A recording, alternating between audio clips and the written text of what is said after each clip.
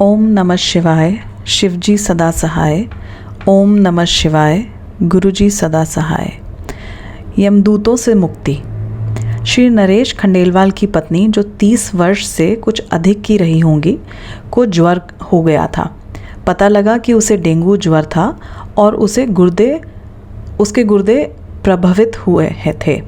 गुड़गांव में चिकित्सकों ने उसका उपचार करने से मना कर दिया था, क्योंकि उसके बिंबाणु की मात्रा केवल 10,000 थी। जैसे ये अपर्याप्त था, मंगलवार को एक रक्त वाहिनी फट गई और रक्त प्रवाह को रोक पाने में असमर्थ चिकित्सकों ने उसे चिकित्सालय से मुक्त कर दिया। फिर उसे नोएडा के मैक्स चिकित्सालय में प्रविष्ट कराया गया।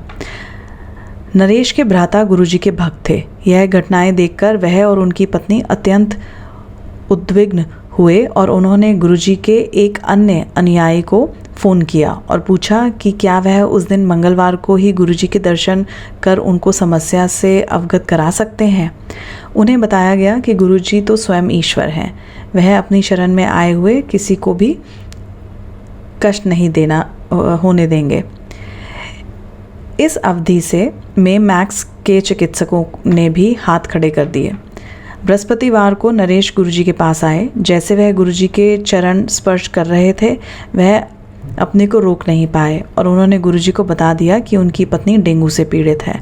गुरुजी का उत्तर स्वयं में सांत्वना देने वाला था। डेंगू क्यों होता है, चल जा, कुछ नहीं होया उसनो। नरेश जैसे ही चिकित्सालय वापस पहुंचे, उनकी पत्नी के बिंबाणु की संख्या प्रत्येक परीक्षण में ऊपर बढ़नी आरंभ हो गई। 12,000 से 30,000, 50,000, 1 लाख, 1.5 लाख आदि। गुरुजी के आशीर्वाद से उसके शरीर में उपचार की प्रतिक्रिया प्रारंभ हो गई थी। चिकित्सालय में ही एक रात को वह चीखती हुई उठी।